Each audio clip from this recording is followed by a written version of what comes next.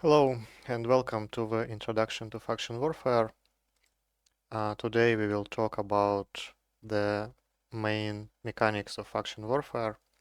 We will cover what is the Empire faction warfare, what is the insurgencies or pirate faction warfare, how to join faction warfare and manage your standings, and a couple of hints and tips that you need to know if you participate in this activity. If you have any questions, then please go to the Classroom Alpha Discord channel and type your questions there. I will also paste in this channel different useful links as we go during the presentation, and you may find them useful as well. There are a couple of things that we will not cover.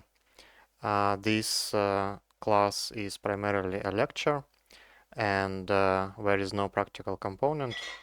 If you want to participate in a practical fleet, then EVE Uni holds faction warfare learning fleets every Sunday at 19 EVE time, and I will paste the link to forum post about these fleets in the chat. And we will also not cover topics related to solo PvP. I encourage you to read a yearbook if you're interested in this topic. And I also have a separate class about solo PvP in faction warfare specifically. It slightly overlaps with what I'm going to cover today, but the meat of a class is about different things. Okay. So I pasted a couple of links. The first link in the Classroom Alpha channel is the forum post about practical fleets.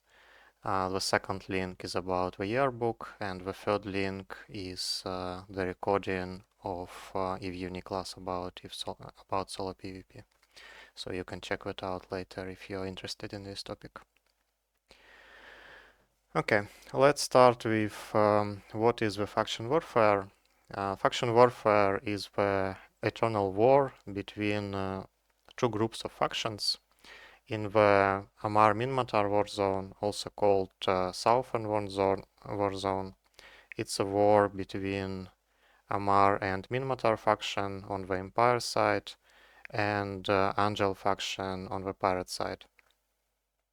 And in the Northern war zone, it is a war between Gallente and Caldari on the Empire side and Guristas on the Pirate side. If you enlist in one of these factions, you can choose any of the six. So 4 Empire factions and 2 Pirate factions. You can complete different activities that we will cover a bit later in this lecture, and get loyalty point rewards and faction standings.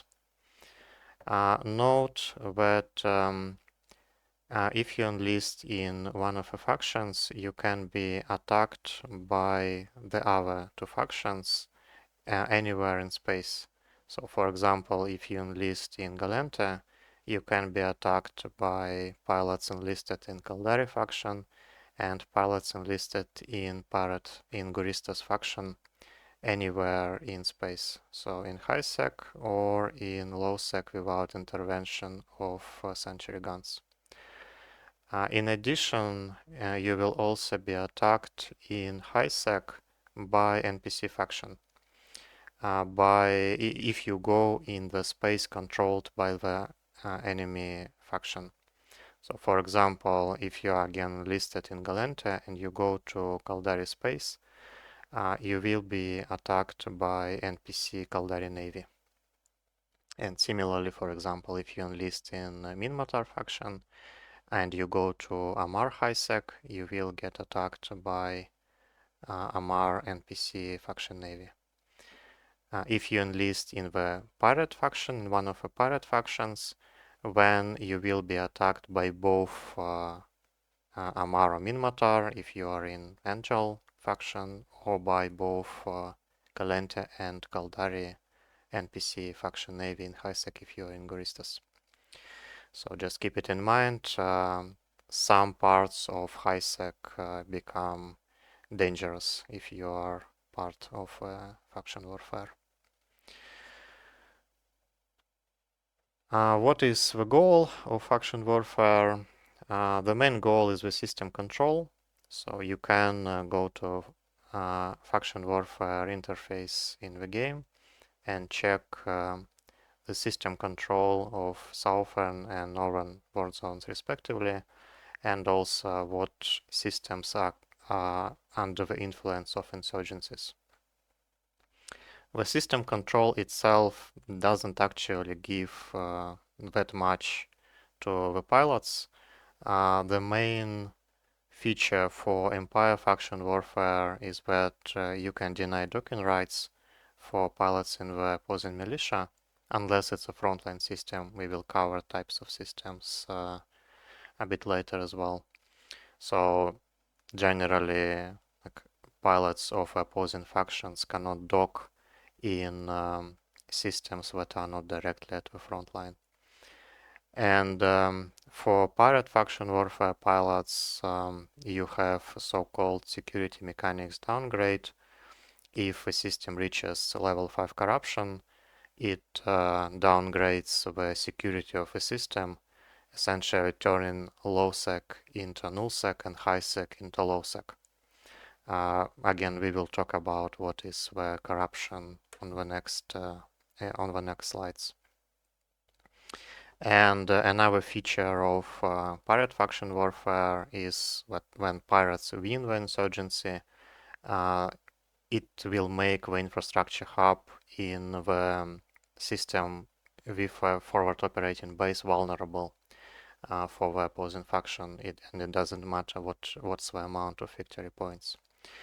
We will cover all of that on the next slides. Here I just want to throw some like general rewards that you can get aside from the loyalty points.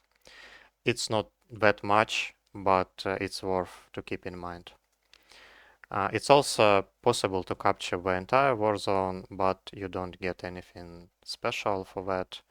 Many years ago, CCP rewarded pilots of faction that captured the entire war zone a special medal, but I don't think they're doing that anymore. Okay, now let's cover some of the core mechanics that drive change in system control for Empire faction warfare first. There are a couple of things that you should know. The first one is the victory points. Victory points is what essentially drives the changes in system control. One of the factions need to earn 75,000 victory points to make the infrastructure hub vulnerable. Do not confuse loyalty points and victory points. When you complete a site or any other objective, you get a certain amount of loyalty points, which is visible in your wallet, and you also get a certain amount of victory points towards the total count for this system. We will see the amount of victory points and loyalty points for different activities a bit later. Another mechanic is called the advantage. Advantage simply makes it easier to capture or defend the system. So essentially, the faction that has the advantage needs fewer amount of loyalty points to make the IHAB vulnerable.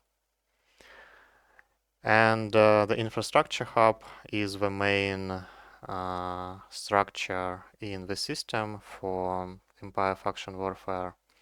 It's typically visible in most overviews and in IFUNI overview. It's a structure with lots of hit points. Unless the system is not vulnerable, you cannot attack it. But once you reach the required amount of victory points, the infrastructure hub becomes vulnerable and you can attack it as any other structure. Since it has a lot of hit points, you generally need a reasonably sized fleet to destroy it in a reasonable amount of time. And if your fleet is successful, then the system will change the owner after the next downtime. It will turn from Galenta to Caldari, for example. And then the entire gameplay cycle repeats again.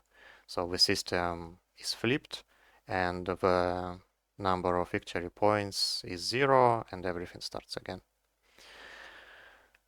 And as I said, the loyalty points is the main reward that you get for most objectives in faction warfare. The loyalty points itself cannot be sold for ISK, so you need to first exchange them for some items in loyalty point stores and then sell these items for ISK. Some corporations have loyalty point buyback programs, but the general mechanic is that you go to the station with respective loyalty point store, when you trade your loyalty points for some items, and when you sell them on the market for ISK. There are three types of systems in the Empire faction warfare: the frontline, command operations, and rearguard. The frontline systems are systems next to the system controlled by the opposing faction. So it's like the name suggests, a frontline. These systems get the highest amount of loyalty points awarded for Plexus. They also have the fastest complex respawn time, and only in frontlines you can get battlefields, which is a special complex, which we will also cover a bit later. The command operation side, the command operation systems are systems one jump from the front line or two jumps from the closest system controlled by the opposing faction. The plexes in command operation systems also reward a reasonable amount of loyalty points, although it will be fewer when in front lines. The complex respawn timer is doubled, and you also can get a couple of special sites, Rendezvous or RV sites spawn in this system, and insurgencies start in command operation system. And all other systems in faction warfare are called rearguard. You do not really get any LP rewards in these systems. The complex respawns are very, very slow, but you do get one special site in these systems called operation centers that you can scan down and hack cans for loot. So in general, as you can see, the design is intended to push all the players into a few systems that will be the most dangerous, the most active, but they will also provide the highest rewards. Next, let's talk about faction warfare complexes, or as they are usually called, plexes. They are the core of gameplay in both Empire faction warfare and in insurgencies, so we will cover them in detail. The complexes are the combat anomalies, essentially combat sites, and they are visible in the prop scanner window when you enter one of the systems that are in Empire faction warfare or under insurgency. The names of these sites are quite meaningful. The first the first word in the name contains a faction, so you can see if you are eligible for defensive or offensive plexing in these sites. What are the difference?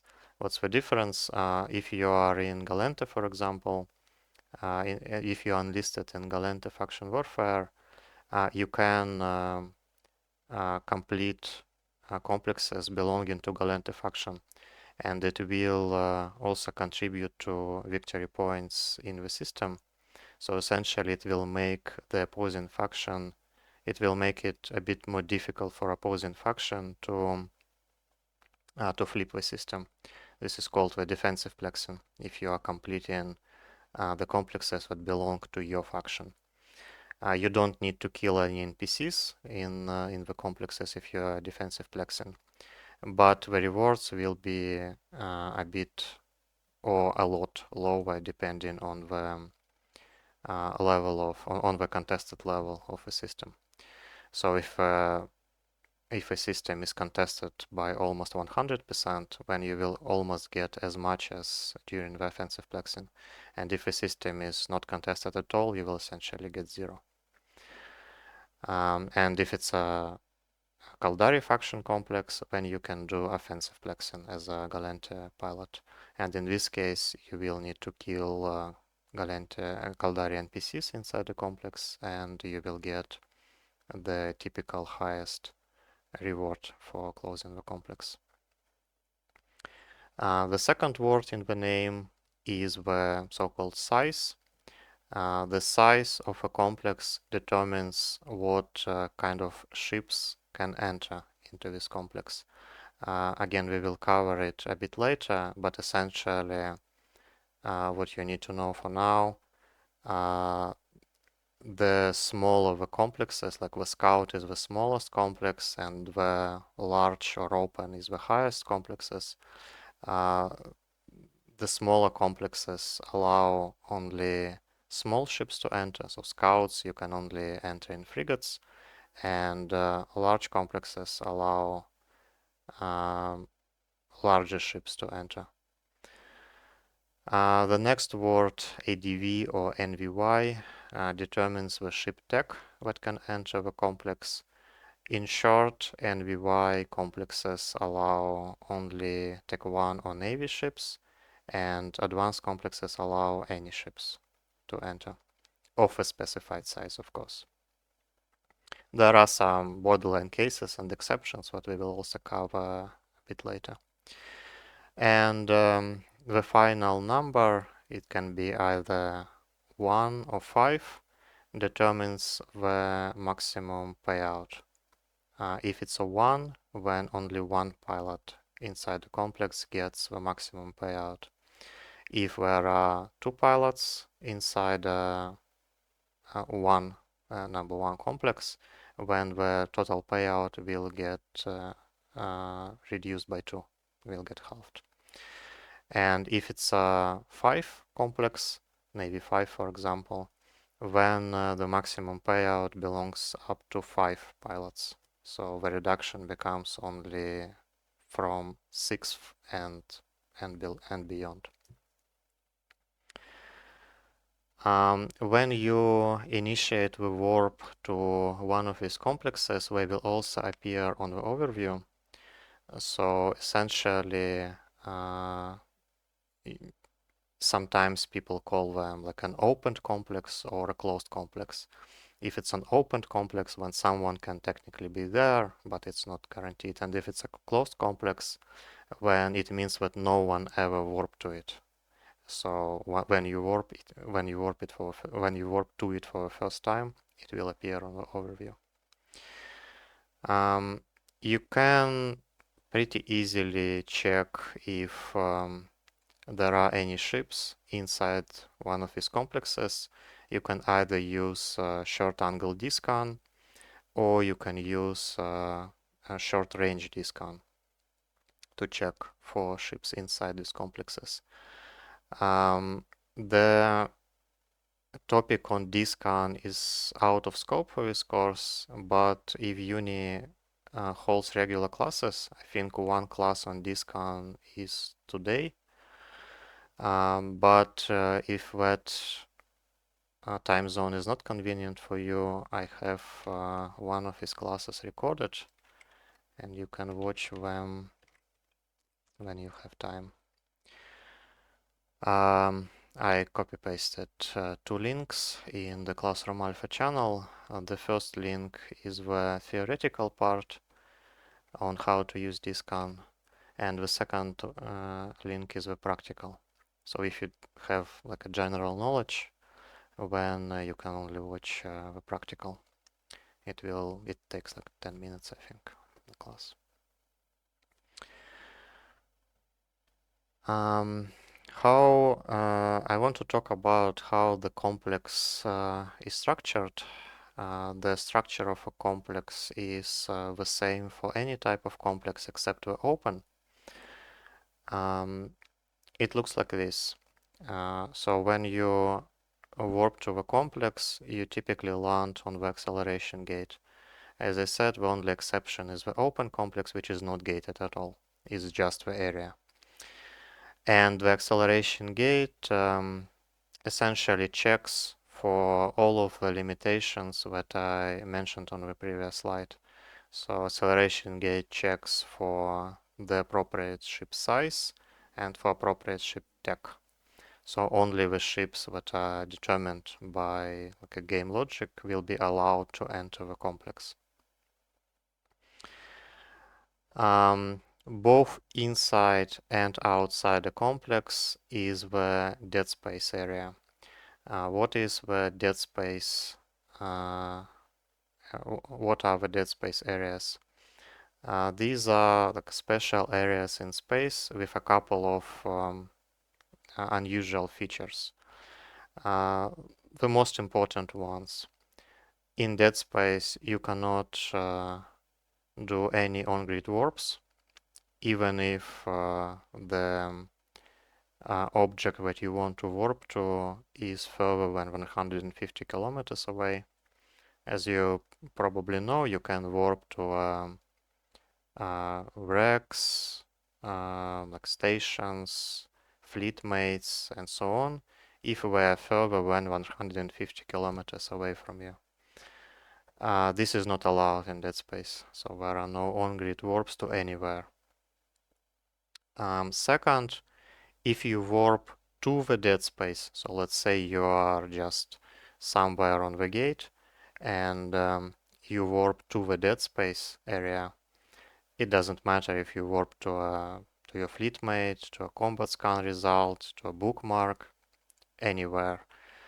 You will not land on the intended target. You will always land on the outside acceleration gate at a specified distance. So to be more specific, let's say you combat probed a ship inside a complex, inside dead space. And you initiate warp at 0 to this ship.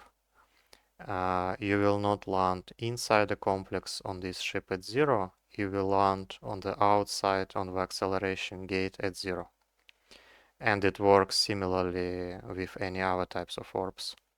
For example, one of your fleet mates is 50 kilometers off acceleration gate outside. You warp to your fleet mate at 0. You will not land on your fleet mate at 0. You will land on the acceleration gate at 0, and so on. And dead space also does not allow to use sinus. Not very impactful in faction warfare, but it's useful to know this trick as well. So once you activated the acceleration gate, by the way, the acceleration gate activation radius is 100 kilometers, which is not very typical. If you encountered, for example, DED sites or other combat sites, they are also dead space, but they have the acceleration gate activation radius of only 10 kilometers typically. In faction warfare, you can activate the gate from very, very far away. And once you activate the acceleration gate, the game checks that your ship passes all the restrictions, and if it does, you warp and land inside the complex.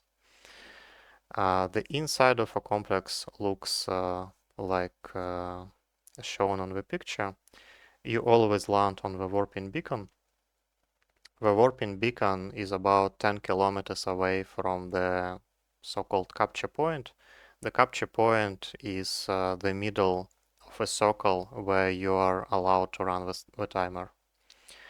So you can leave the capture radius, which is 30 kilometers, but once you leave this this area, the timer of a complex will stop running. So it's not like in abyssal in abyssal space where you are not allowed to leave a specified area at all. You can leave the capture radius, but you just simply will not be able to run the timer of a complex. And one small feature that you should remember is that clocking is disabled in the capture area, but only in the capture area.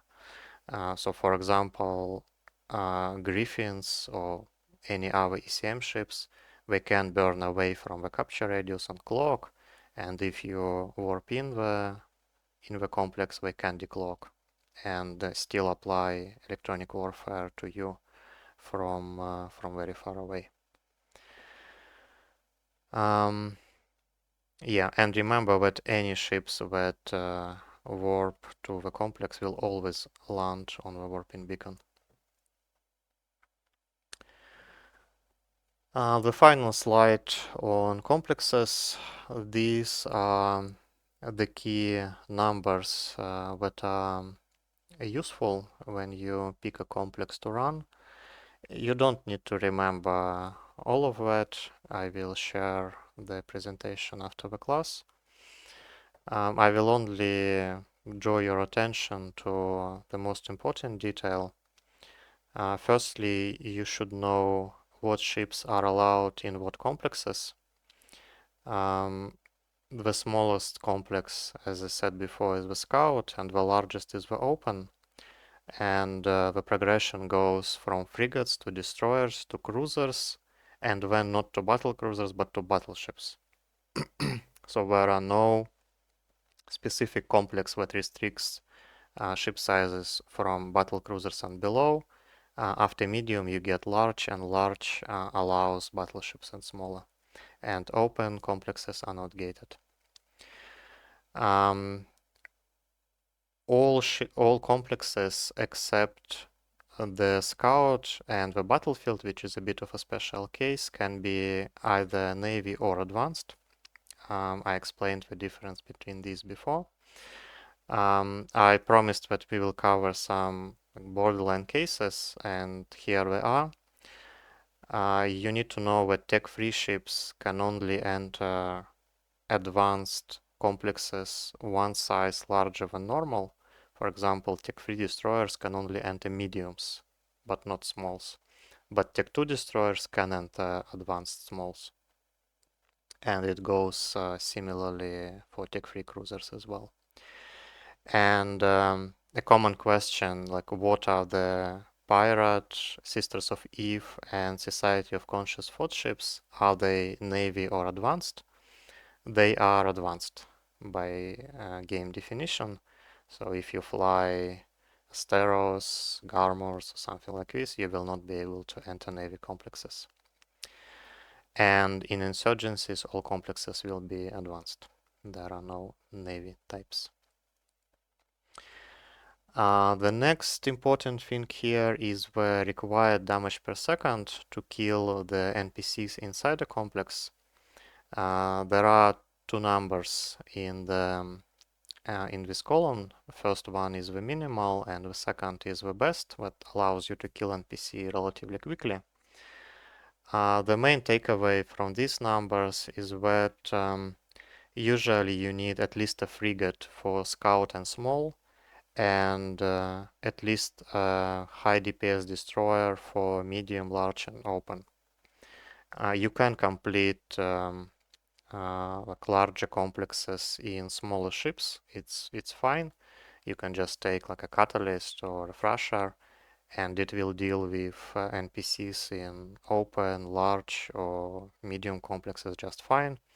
You just need to remember that you may not be able to contest the ships that decide to come in and start some PvP with you, but it's possible. Next is the amount of victory points. As I would call it logical. For larger complexes, you get more victory points per minute. So generally, if you want to contribute towards the capture of a specific system, you generally want to complete larger complexes because they will give way more victory points towards the actual goal of making the IHAV vulnerable. You can see it here. For example, the amount of victory points for a scout, you get 25 per 10 minutes, and for open you get 350 for 15 minutes, so way more per minute. And similar logic applies to loyalty point rewards. You generally get more loyalty points per minute for larger complexes. Of course, larger complexes are generally more contested compared to smaller complexes because more ships can enter them. But like if you have a choice and you want to maximize the income, you generally want to try and complete larger complexes relative to smaller ones. You will get a bit more loyalty points for your time. And again, fairly logical design, you get a bit more loyalty points and victory points for advanced complexes because these are again a bit more contested relative to Navy complexes because more ships can potentially enter them. One final thing is the battlefields. I think I have a special slide for a battlefield.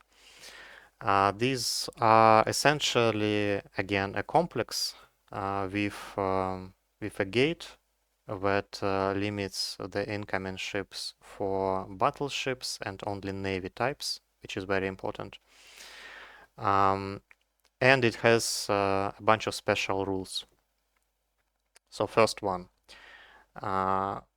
when you activate the acceleration gate, you actually don't land on only one point. Your landing point depends on your faction. So, for example, if you are in Gallente Caldari faction warfare and you have a battlefield, the acceleration gate is the single one. So all pilots that want to enter a battlefield will have to activate the same acceleration gate. But Gallente pilots, so the pilots that are enlisted in Gallente faction warfare, will land on the Gallente rally point. All pilots that are enlisted in Caldari faction warfare will land on the Caldari rally point.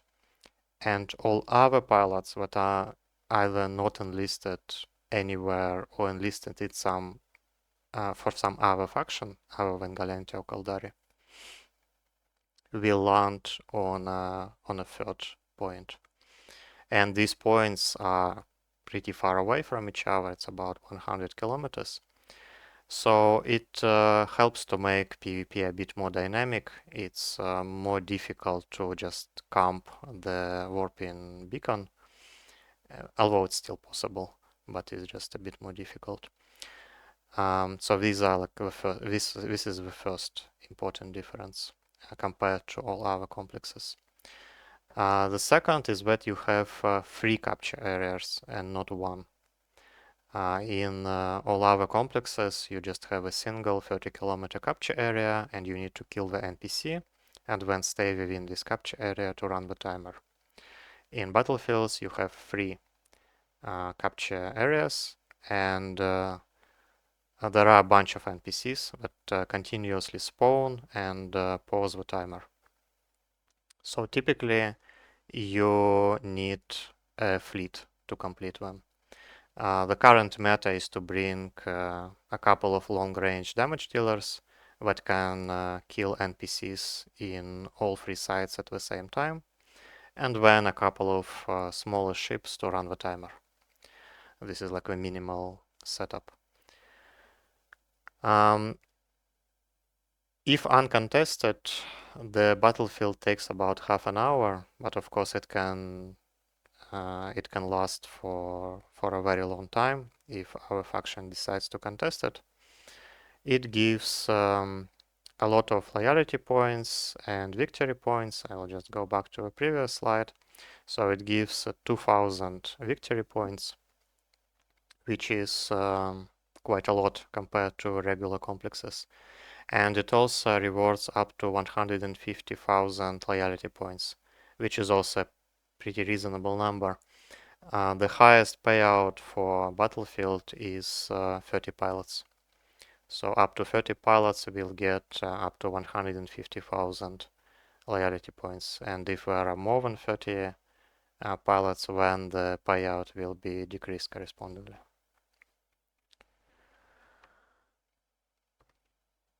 There are a couple of other faction warfare activities. I will not go into too much detail. You probably will not interact with them that often. I just want you to know that these exist and what they are in short. So first you have supply caches or supply depots. These occasionally appear on the overview in command operations and frontline systems. You need to kill the structure, and the structure will be guarded by enemy NPCs. And once you kill the structure, you get 15,000 loyalty points as a reward and a small boost to advantage for your faction. It's doable solo in a Tech 1 cruiser. Next is RV points. These scannable combat signatures. They are very easy to scan, even with minimal skills, but you still need something to probe them down. These are essentially combat anomalies. They are not gated. You just shoot all the NPCs until the last battleship spawns, and you get 10,000 loyalty points and a small boost to advantage for your faction. Also doable in Tech 1 cruiser, although it usually needs to be like PvE fit. Next one is advantage structures. These are the structures that can be anchored by the players, and once you anchor them, when enemy NPCs spawn, and when they pause the timer, you kill the NPCs, the timer runs again, when more NPCs spawn, you kill them, and then you run a timer. Once the timer is completed, you get a boost to advantage for your faction. These structures were not really used, but they got buffed in November 2024, and now they provide higher bonus to advantage relative to supply caches or RV points. I don't know if people run them more often or not nowadays, but yeah, just know that they exist. The fourth one is the operation centers. This is the site that I mentioned when we talked about types of systems in Empire Faction Warfare. These spawn in rearguard sites. This is data site.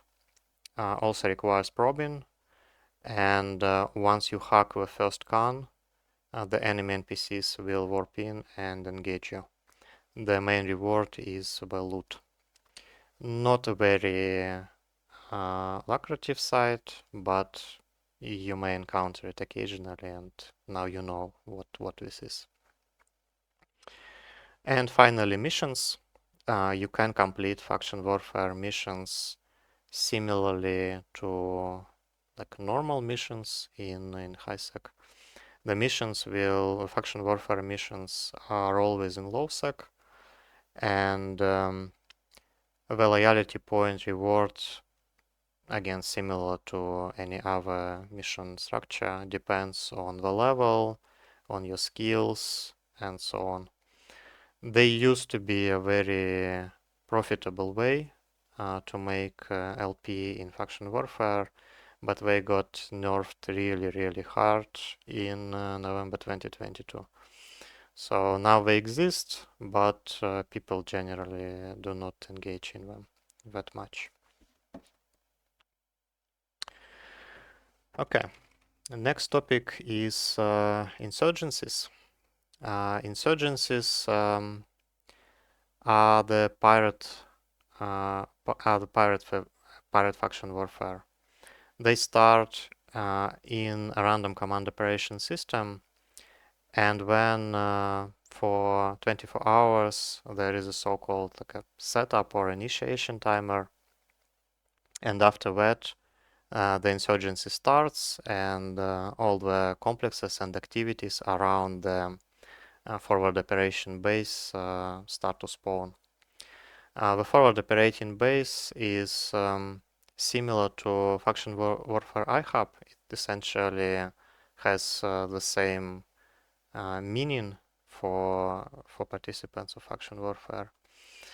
But it's a structure where you can dock, unlike the iHub, and it's a structure that can be killed, similar to the iHub.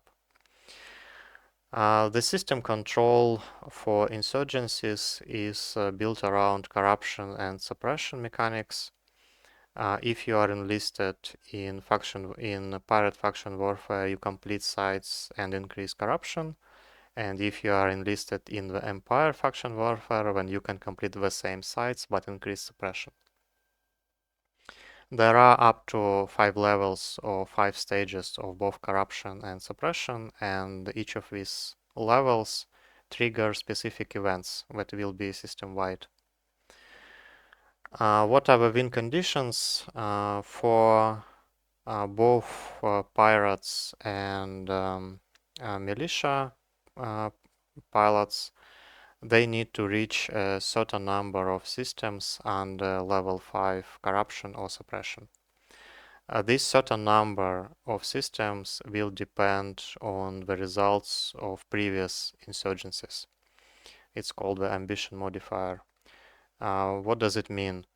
If, for example, pirates win the insurgency, then for the next insurgency, they need to reach more systems under level 5 corruptions.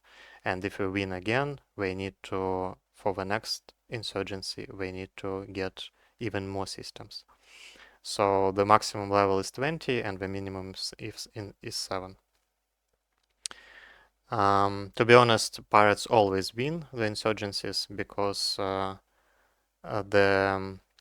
loyalty point rewards for pirates are more lucrative. The pirate LP simply is worth more than Empire, and more farmers just participate in insurgencies for a pirate side. So as far as I know, both in Northern and the Southern Warzone, the score currently is like 7 to 20. So the Empire faction warfare is at the lowest number of systems, and the pirate faction warfare is at the highest amount of systems. And if the required number of systems is not reached, the insurgency ends in a draw in 2 weeks automatically. This is important to know. So it does not stay forever in the same area. And once it's over, the cycle continues. On the next day, the forward operating base spawns in a random command operation system, and then everything repeats. I mentioned a couple of triggers or system-wide effects for each stage of suppression and corruption. Most of them does not impact the gameplay that much. There are a couple of things that I think you should know. For corruption, level 3 means that insurgency will spread to a new system unless it's a high sec with security status above 0.7. And at level 5, comes of the security status degradation that I mentioned in the beginning. So low sec turns into null sec and high sec turns into low sec. And for suppression, I think only level 4 is a bit impactful. All militia aligned pilots will get a 10% bonus for web and scrum range, which impacts some of solo PvP balance. The rest is not that important. There are a couple of activities in the insurgencies. First one is called Corporate Outpost Raid. This one is essentially Empire Faction Warfare complex that we covered in detail before. There are only two differences. One is that all complexes will be advanced, and second, that the complex has more NPCs to shoot. The rest is the same. And when you have mining op ambushes and ice recovery heists, these are pretty interesting mix between PvP and PvE. In the mining op ambush, you need to either tackle or defend the NPC rorqual, and in the ice recovery heist, you need to escort a couple of NPC haulers to either one location or the other, depending on what faction you are in. These are not solo activities. These are typically done with small fleets, and the rewards are adjusted occasionally accordingly. So 45,000 LP for mining op ambush. This is the maximum reward that you get for up to 10 people on the site, and similar to ice recovery heist. And you can also kill special roaming NPCs. You will see them on gates, on customs offices, on some planets. These spawn after the corruption level 3. And you can sell the loot that they drop to either pirate laundering facilities. This will be in FOB system or in counterinsurgency outposts. These are allocated in special systems for every faction. Okay, now let's briefly cover the process of joining faction warfare. There are two ways to join faction warfare. The first one is joining as a corporation or alliance, and the second one is called direct enlistment or individual enlistment.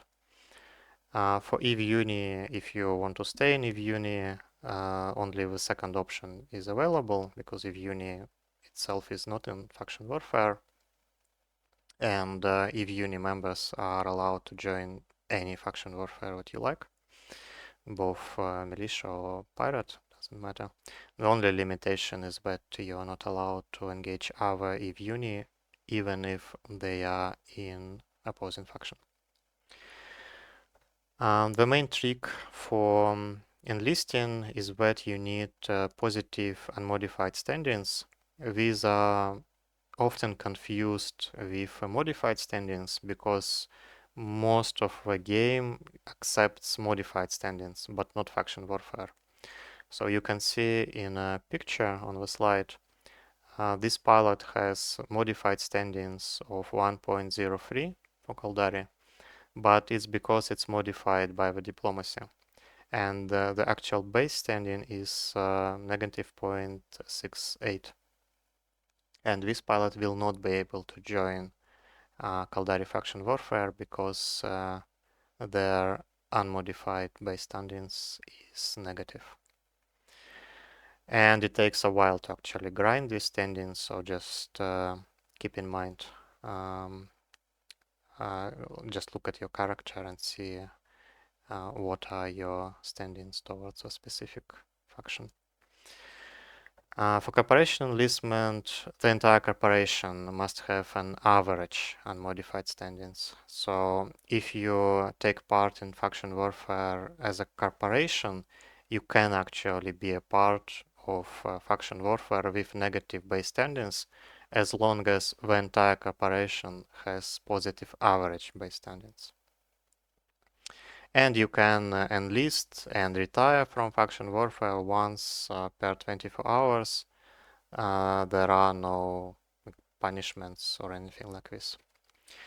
Most of our coordination in faction warfare is in corporation discords, but there are 6 militia-wide discords for every faction in faction warfare. I will just copy-paste them in the Classroom Alpha channel, and you can join if you are interested in taking part in faction warfare for one of these factions. For direct enlistment, you simply click on the hamburger menu on the top left of your screen, then go to activities, then go to either faction warfare or insurgencies, and when the game tells you where is the nearest enlistment office, you go there, and then you click enlist me, and the game will check if your standings are sufficient, and if they are, you are in faction warfare. That's it.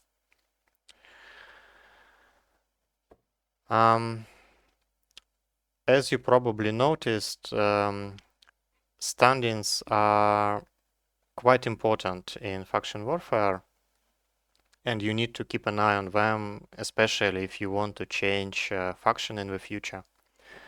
The impact on faction warfare is a real spaghetti code.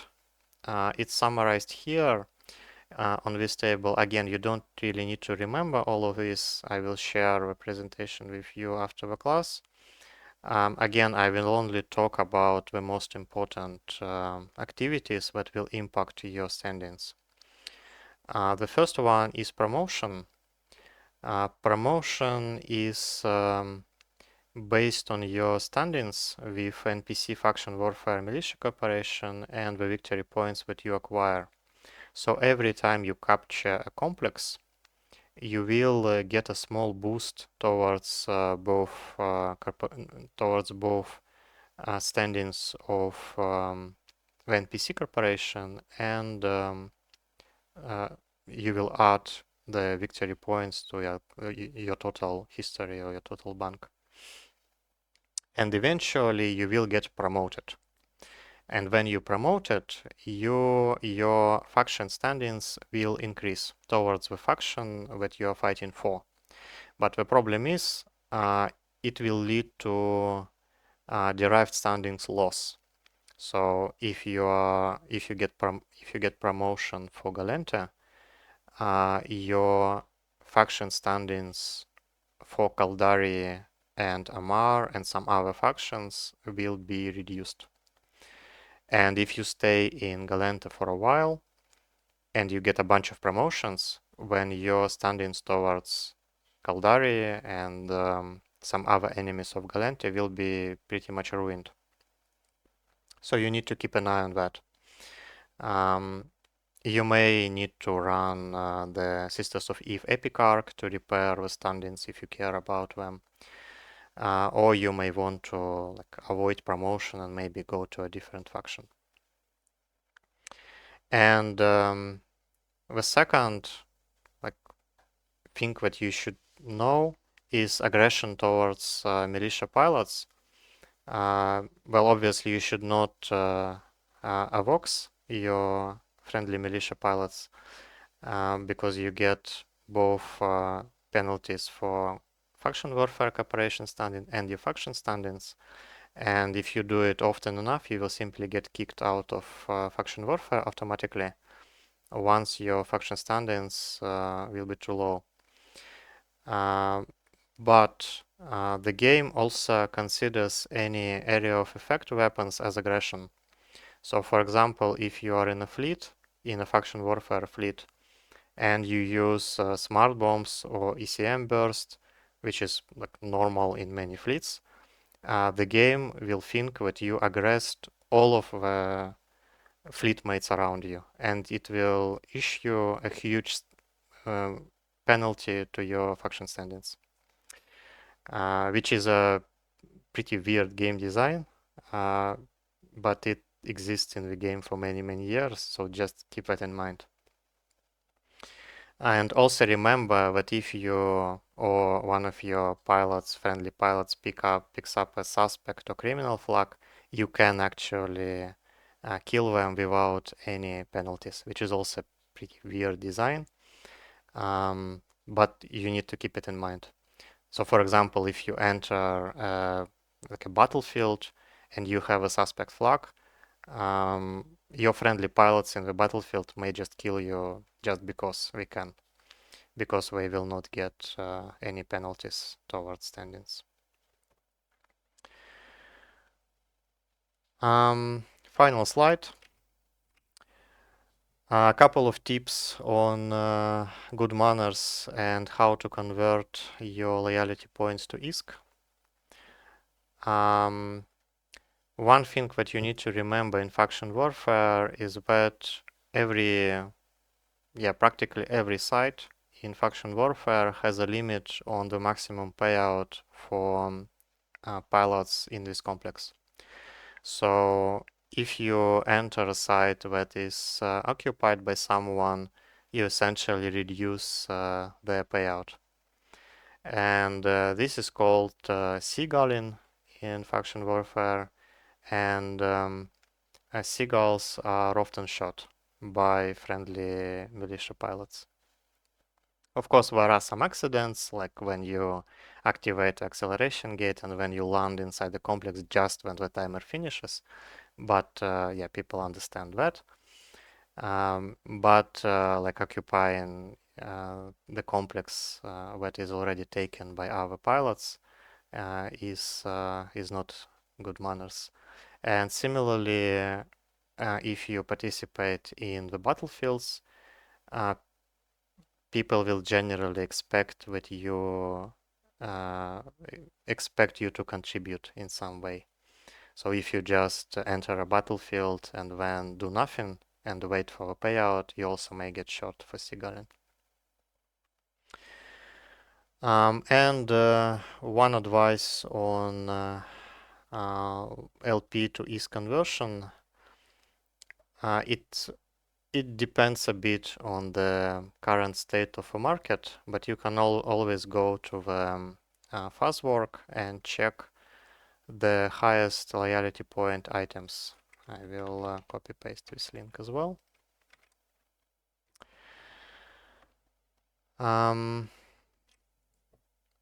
With typically a couple of good value and good liquidity items are ship blueprints, data cores, and ammo. Usually you can't get these items wrong, but there can be some more high value items, but so you need to check it in LP store. Just keep in mind that the item should not only have a high LP per ISK conversion, but it also should be liquid because you need to sell it to someone. And you may find some really odd items that have really high value, but they have really high value because nobody really buys them and there is no established market. Some faction warfare corporations or even militia have corp-wide or militia-wide LP buybacks. They will not offer the best rates, but it's a fast way to cash out on your LP. Okay, I will check the questions now, and while I'll answer the questions, please fill out the class feedback form. And let me know what you think about this class. Okay, when you unenlist, does your promotion progress reset? As far as I know, the answer is no, it does not. So even if you enlist after a while and you just need to complete a couple of sites and you still get promoted. So it's kind of a fixed value, unfortunately. And are there any bonuses for promotion other than standings? Well, you get some kind of a medal in your character that is for your character that is not actually visible by anyone else as far as I remember. But the short answer, no, nothing meaningful. Which is why promotions actually more annoying than helpful, to be honest, because they don't really provide you anything, but they ruin your derived standings. So this is why I kind of mark it as a thing to watch out for.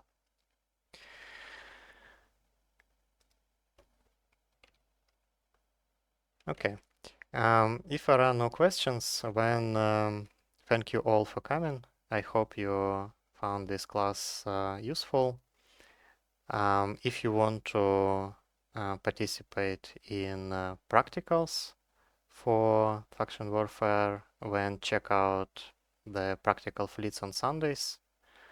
These are the fleets that are organized by Gallente Militia, and you will be able to see many of the mechanics that I explained here in practice. Will the class be uploaded anywhere? Yes, I will post the recording and the slides after the class.